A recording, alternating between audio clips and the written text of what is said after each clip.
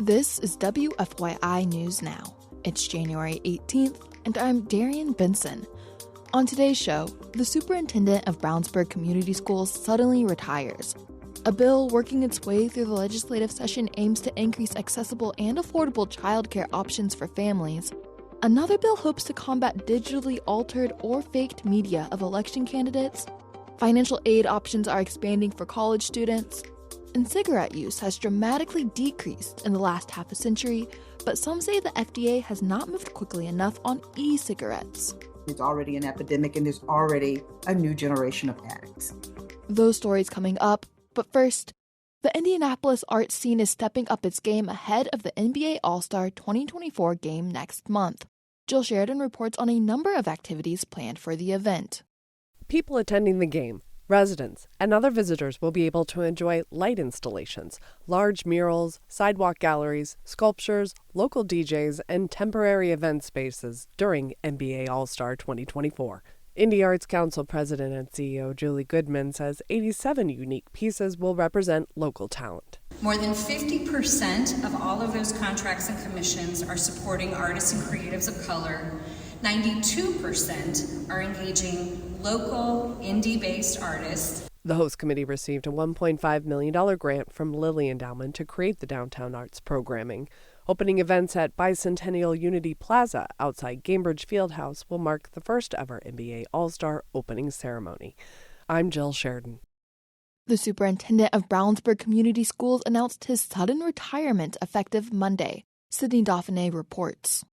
Jim Snap led the high-performing Brownsburg School District for the past 14 years.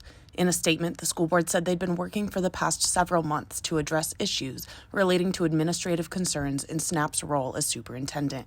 Details about those concerns were not provided. In a statement, Snap described the decision to retire as extremely difficult. 2 assistant superintendents were named as acting superintendents. I'm Sydney Dauphiné. We've got 2 updates for you from the ongoing legislative session, both on bills that passed through the committee stage yesterday. First, a Senate committee approved a bill that aims to increase accessible and affordable childcare options for Hoosier families. As Violet Comber-Weiland reports, it would expand opportunities to work in childcare and speed up the timeline for reviews of childcare regulations. Senator Ed Charbonneau is the author of SB 2. He says the bill would increase access to quality care by streamlining the process for public schools to participate in a state-sponsored pre-K program for low-income families. He says the bill will also increase benefits for childcare workers and decrease barriers to entry into the profession, but will do so without risking safety.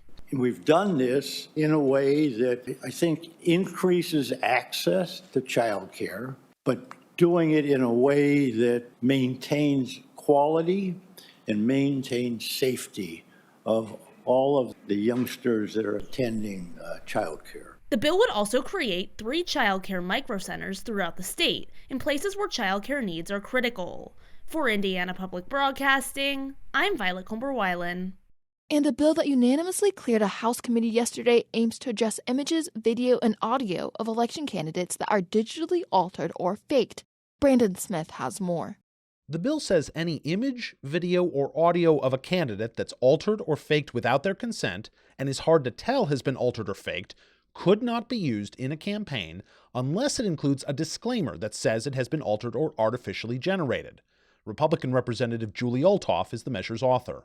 People have the right to know whether what they are seeing, hearing, or reading is the truth or fiction.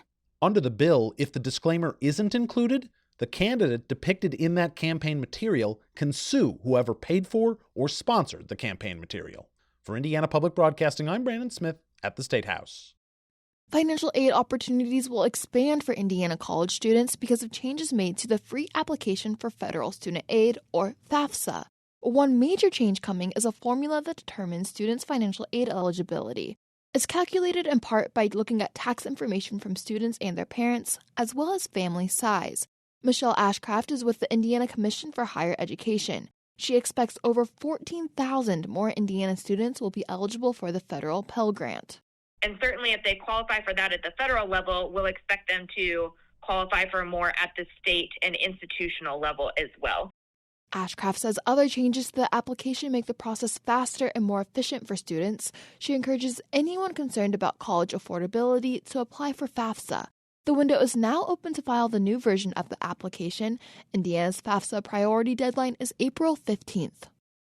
And for our final story today, January marks the 60th anniversary of the landmark report by the U.S. Surgeon General that highlighted how bad smoking is for our health for the first time. Since then, rates of smoking sharply declined. It's a success story, but as Farah Yusri reports, that success is now overshadowed by a new epidemic. The 1964 report marked the first step in a series of actions that policymakers as well as public and private agencies took over decades. Since then, the U.S. has seen around 90% decrease in smoking among young people. Then, e-cigarettes showed up on the market, and many young people got hooked. Dr. Yolanda Richardson is the president of Campaign for Tobacco-Free Kids. She says health authorities like the FDA haven't moved quickly enough. So they just let the market get flooded with these products. And now they're having to do the harder work of getting them off the market when they're already there and there's already an epidemic and there's already a new generation of addicts. She says public awareness around the serious health dangers of vaping has increased in recent years. Still, around 10% of U.S. high schoolers say they vape. I'm Farah Yusri. That's all for today's episode of WFYI News Now.